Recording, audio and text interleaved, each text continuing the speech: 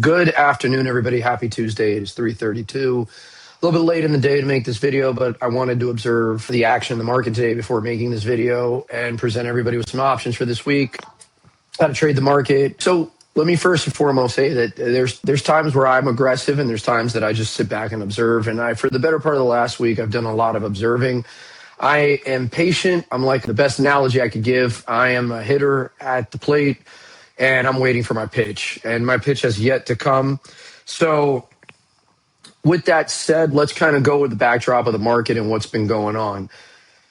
It's been a lot of action. Obviously, the Strait of Hormuz, which is where it passes through the oil, there's a lot of talk about that. That has created quite a bit of a stir with oil. Let's first touch on that. We had a huge move Sunday night on futures that took oil up to 120, came right down. Everybody thought the market was going to be a bloodbath yesterday. Trump came out and said that the war was almost over or something like that. And the market went right back up, and we'll talk about that. We never want to see oil, by the way, really above $70. 70 is like the top line. You don't ever really want to see oil 70, 80 highest because it's inflationary. And so what that means for you is, or for everybody, if oil goes up, inflation goes up. If inflation goes up, the Fed can't really cut rates. Well, at least this Fed can't.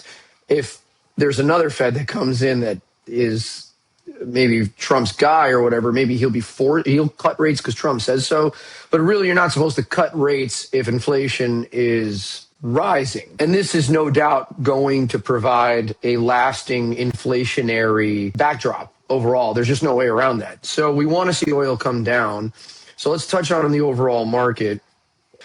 The overall market, I mean, and boy, oh boy, it has been a doozy. You see the trade range has really been here where my cursor is to here. I mean, the low, which we're looking back from November, we have not touched that low yet, which it's held that low. And it did a great job yesterday of undercutting the 200 and then rallying right above it. And it actually closed strong. And all things considering, I thought it did well.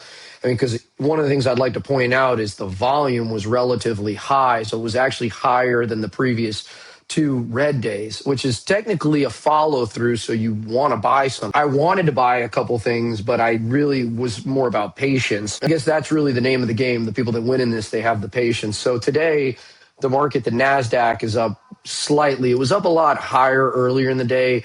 These were all remarks because of the Strait of Hormuz. I'm never saying this right. Multiple White House comments drag this thing down. There's been attacks, not only from the White House, there's been attacks from Iran on the Strait. There's just a never-ending news-driven backdrop here. And so what does that mean? So I did some trading today. I was back in the office, and I got to do a little bit of trading, and I've been taking quick trades, kind of like day trades. However, I will kind of touch on a couple things that I did do earlier today and stuff that I did last week. So you saw the Nasdaq, gold. Kind of want to point out gold because it is the one thing that I did buy on Friday before the market closed. I bought some more gold, and I've kind of trickled into gold a little bit heavier, as I do think we're going to see $6,000 an ounce. Gold today up again, still very far off its high at 56. I do think we're going to take that high out. If you want to buy gold, my suggestion, and there was a name I wanted to pull up, but AU is something you could look at, though slightly down today. I think this is actually shaping up. For the record, this is not financial advice, but rather for educational purposes only. AU is like a miner that I've played. You guys have listened to my videos. I've probably traded this 3, 4, 5. GLD is always just going to be the safer thing to trade. And then if you like a little bit of a dividend, but a potential erosion, GLDI. I do own GLDI and GLD. I bought both of those on Friday. The one that I wanted to buy, and I sure as shit did not pull the trigger on this, was Highcroft Mining. And this is a gold miner that you can see is up 10% today. And really the reason it was up today was because of this. These buys got disclosed. This gentleman, whoever this Eric Sprof guy is, Sprott, he bought, as you can see, a quite substantial amount. And there's just been ongoing buying in this. I mean, look at this. I mean, they knew something, right? Like, look at all the insider buys. I mean, you never see anything like this. Anyways, I did not buy this last week, and I had it on my list. I wanted to buy it. Up 10%. I'm not necessarily afraid that this is up 10%. I don't want to chase it, but I do think I'm going to buy a little slither before the market close, which is in 20 minutes. You probably won't see this video till after the market closes. You probably have an opportunity to look at this later, maybe tomorrow on Wednesday. I'm going to probably take a little bit because usually when you have a move like this, and I need to look at the volume indicator, and I don't have it on this because I use something else to trade. This volume was where I was looking for it to get above here. That would be a power move. So this is a name you could keep an eye on if you want to own gold. Furthermore, Bitcoin. By the way, the Fed meeting is in 2 weeks. I highly doubt we get any rate cuts whatsoever.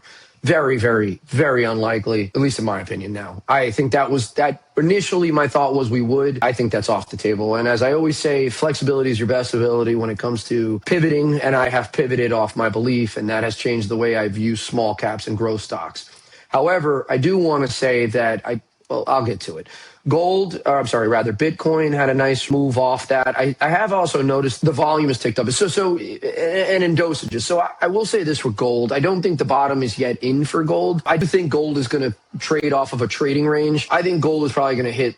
This is my opinion. I took a swing trade when it was at 66, substantial size one. I think gold is going to get into the high 70s, maybe low 80s. If it goes back down to the low 60s, I will probably double my position and set a stop loss. My stop loss for the record is set. I bought at 66. It's set at like 62.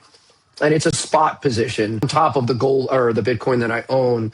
I think it's going to stay in a trading range, but I have an exit at around, I think 78 or 80. I want to exit my trade. And I do think we're going to get there.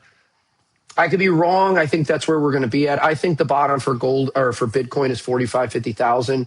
And I think we will see that during the summer of this year. I'm not certain of it. I'm going strictly off of history, and Bitcoin is trading identical like years past. And so that's kind of why I'm trying to mimic that chart. So far, my trade, I bought it at like 66 or 65, a sizable position at spot. And I'm up on that. Whoop-de-doo. All right. Moving along because I don't want a 30-minute video. Market barely holding on to green. S&P red now, so that sucks. Okay. All right, so let's go into some names and what you need to be looking for and what you can and can't trade. I'm going to give you some ideas, some things that I think you want to look at. So a couple names on my action list. First, let's talk about like action items of what I want to buy. Trading desk. So I want to buy this. It's tough because down 3%. I think this volume here on this move up was something that you can't ignore. I think, I'm certain I'm going to start a small position here today. What would have normally been, let's call it 100% position. I'm going to start a 25% position and see if I could get the move. Trading desk was all the rage back in COVID. What intrigued me was mainly this. You know, I'm a sucker for this. This same guy who was the president and CEO, Jeffrey, he was the one that sold internally, and the chart can't take you back. He sold something like $100 million worth of shares at $100 and something a share back a while ago. The stock cratered. His sell was so spot on because he knew. And then now he just bought back like 6 days ago. He just bought back, as you can see, the value here. Yeah, that's over $100 million. The CEO bought March 4th and 2nd. To me, that's worthy of a small add-on. So I'm going to add little position here. I think it's low risk, high reward. Do with it as you want. Moving along. Okay. Another action item, or rather, is Adobe. Sorry, I need my coffee. It's like 4 o'clock. This is pulling back today. I really like this pullback. I think this is an area of opportunity. I mean, I'd like it down here, but I'm going to take a crack at this one, I think, also as well today. Actually, I take that back. I have to see a serve confirmation, but this is one that's definitely an action item for me. No insider buys, rather. Yeah, nothing there. I think I saw that maybe it was Vanguard added to their position. That was the only thing I saw. However, Adobe's got their price target cut by $75, so that's not very good. Action item nonetheless. Intuit, I sold this entirely.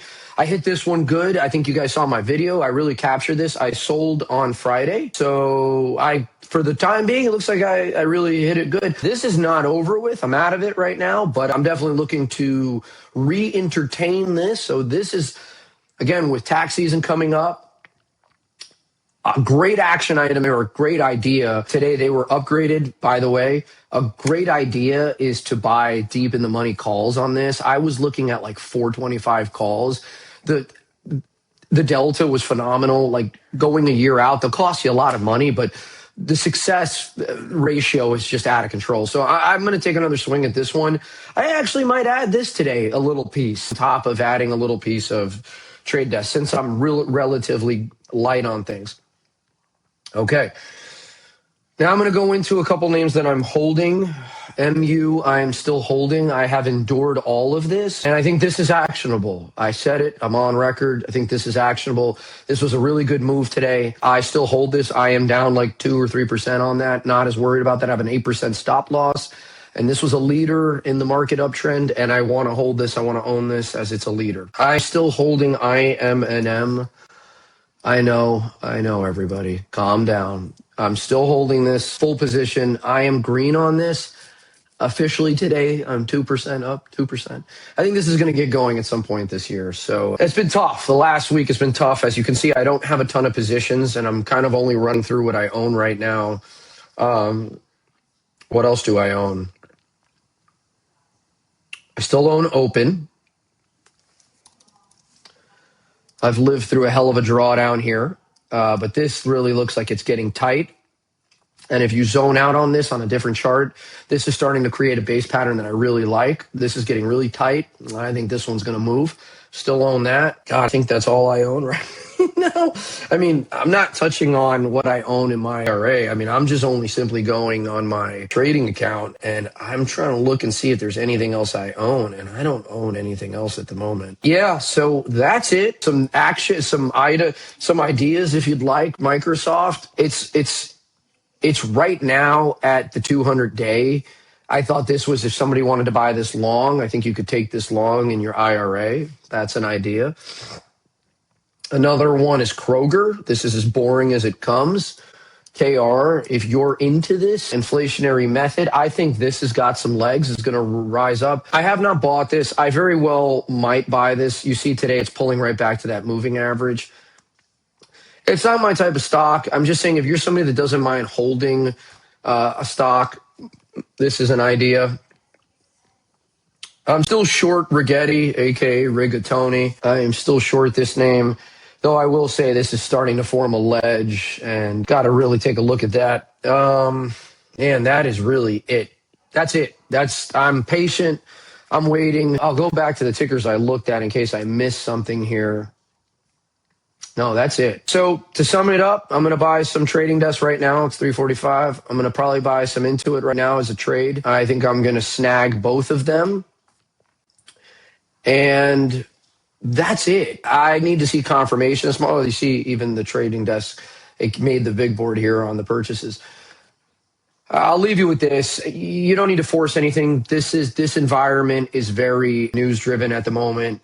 Any move, any second can trigger market sell-off or an uprise. I will say I do think we're getting a rotation. I have looked under the surface quite a bit.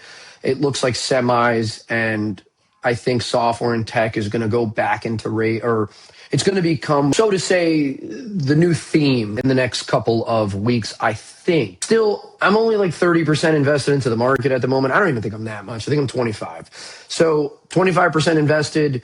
Take it for what it's worth. Wait for your pitch.